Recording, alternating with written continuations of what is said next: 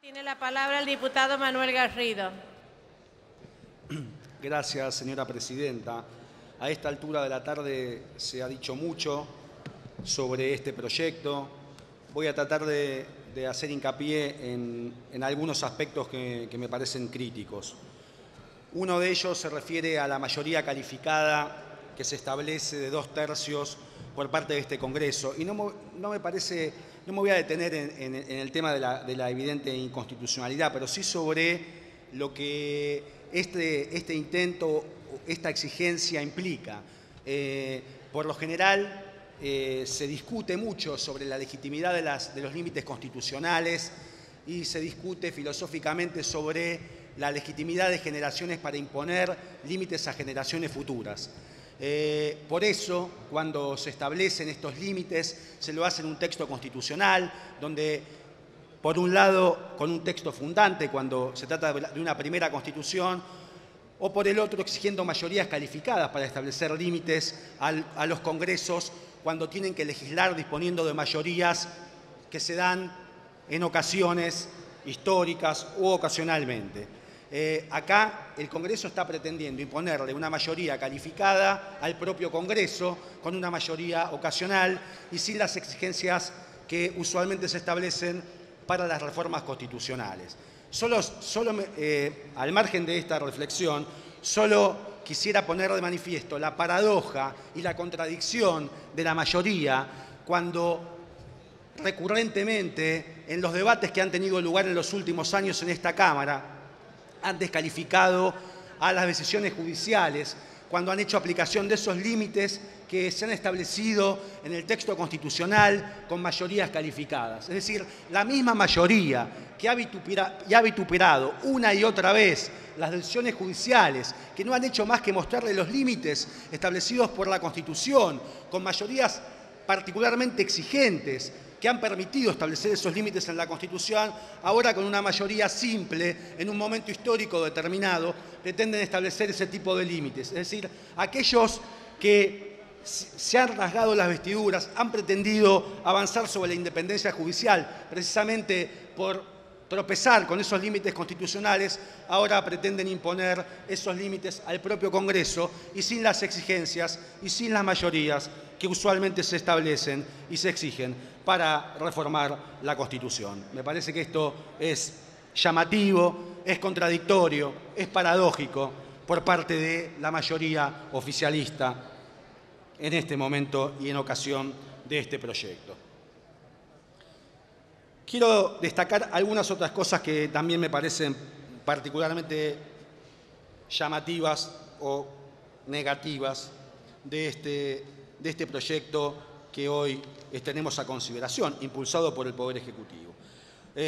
Por un lado, aquí se ha hablado también del establecimiento de una estructura burocrática que de alguna manera establece o pretende establecer límites a futuros gobiernos. Llama la atención también aquí que inclusive esta AMPE va a estar integrada en el momento que se constituya con por lo menos un director designado por este Poder Ejecutivo con un mandato de 4 años. Es decir, el presente Poder Ejecutivo en los últimos meses de su ejercicio establece por lo menos un director que va a limitar, la acción del próximo titular del Poder Ejecutivo, más allá de que esta AMPE va a estar integrada en su mayoría por representantes del Poder Ejecutivo o que responden al Poder Ejecutivo. Quiero destacar algunas cuestiones que también llaman la atención. No llaman la atención porque de alguna manera repiten algunas cuestiones que son errores habituales en la práctica, en la manera de legislar impulsada por el oficialismo en los últimos años. Por un lado, la falta absoluta de transparencia y de requisitos que de alguna manera marquen las designaciones que se van a hacer, tanto en lo que tiene que ver con los directores de la AMPE, como en lo que tiene que ver con aquellos representantes que se van a designar en las distintas sociedades en las cuales va a existir representación.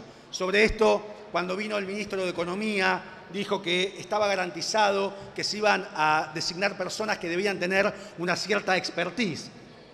De esto la ley que se va a aprobar no dice nada. Nada sobre las cualidades que deben tener los directores, nada sobre la apertura a un debate público sobre los candidatos que se van a designar, nada, absolutamente nada. Nada sobre ninguna condición de capacidad o capacitación por parte de las dos categorías de funcionarios que se contemplan van a ser designados. Los funcionarios que van a integrar la AMPE, los funcionarios que van a representar al Estado en estas sociedades. Esto es más de lo mismo,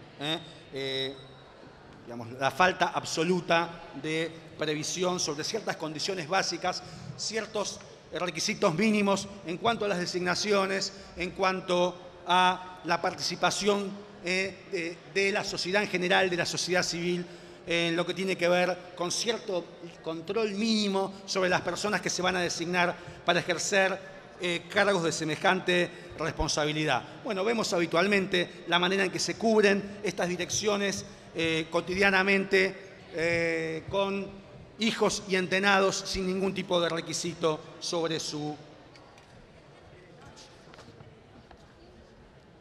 expertise en los términos utilizados por el ministro de Economía del Gobierno. Quiero ir también a otra de las cuestiones que incluye esta ley, que es llamativa, que contradice el derecho en general, el derecho administrativo en general y ciertos principios básicos que tienen que ver con la responsabilidad estatal y la responsabilidad de los funcionarios públicos.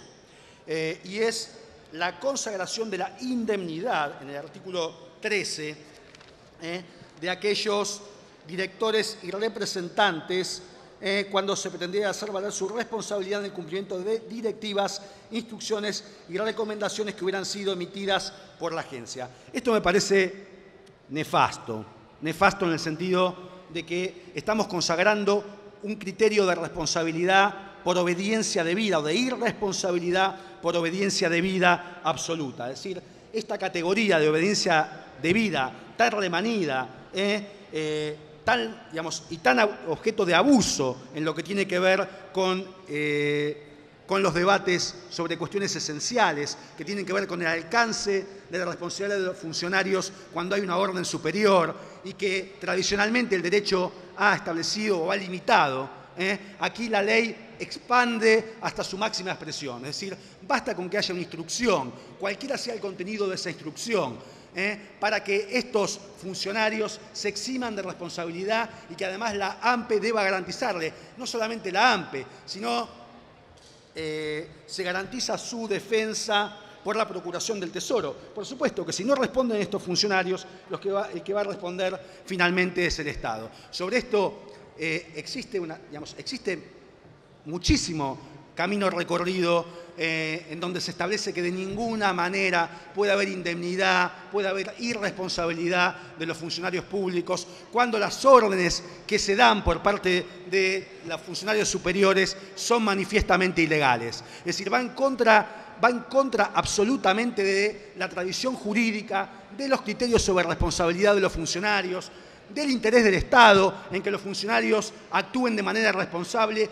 y examinen críticamente aquellas órdenes que sean manifiestamente contrarias al ordenamiento jurídico. Esta ley, en consonancia con otros decretos que se han dictado y otras normas que también ha dictado este Congreso, claramente establece un principio absolutamente contradictorio con lo que tiene que ver con un sistema democrático y la exigencia de responsabilidad y un funcionario crítico. Acá no estamos buscando funcionarios bovinos que solamente se limiten a obedecer a órdenes que sean manifiestamente ilegales. Hay un ordenamiento jurídico, hay leyes de este Congreso que deben ser observadas y es absolutamente injustificable que el Congreso consagre de manera absoluta este principio de la obediencia debida que va en contra de las mejores tradiciones del derecho nacional. Por último, quiero detenerme en la expresa exclusión que establece el artículo 25 respecto de YPF Sociedad Anónima e YPF Gas Sociedad Anónima en el régimen establecido por esta ley, que claramente apunta a mantener esta sociedad por fuera de los controles que se establecen, de los controles de la Auditoría General de la Nación y, por supuesto, de este Congreso.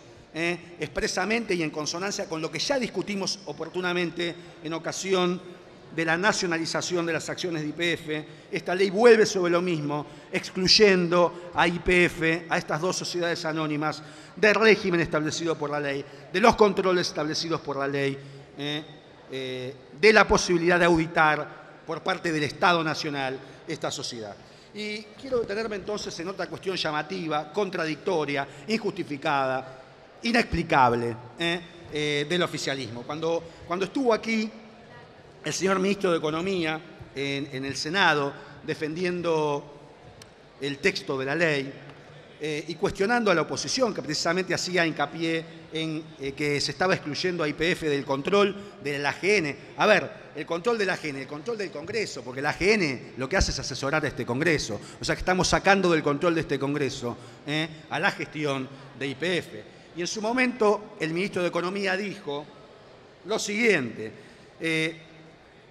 argumentó que la cotización en la Bolsa de Nueva York bastaba para que estuviera a disposición de cualquiera y también del Congreso de muchísima información sobre la gestión de YPF. Remató su exposición diciendo que si este Parlamento se juntara a leer toda la documentación que produce YPF a la SEC, una agencia del gobierno norteamericano, dice que si nosotros nos ponemos a leer los documentos que elabora la YPF para la SEC, dispondríamos de muchísima información. Y de esa manera, entendiendo el ministro de este gobierno nacional y popular que el control sobre YPF está satisfecho por la documentación que YPF le envía al gobierno norteamericano en lugar de a la Auditoría General de la Nación y a este Congreso Nacional. Entonces, me parece sumamente paradójico que el ministro de Economía de este gobierno nacional y popular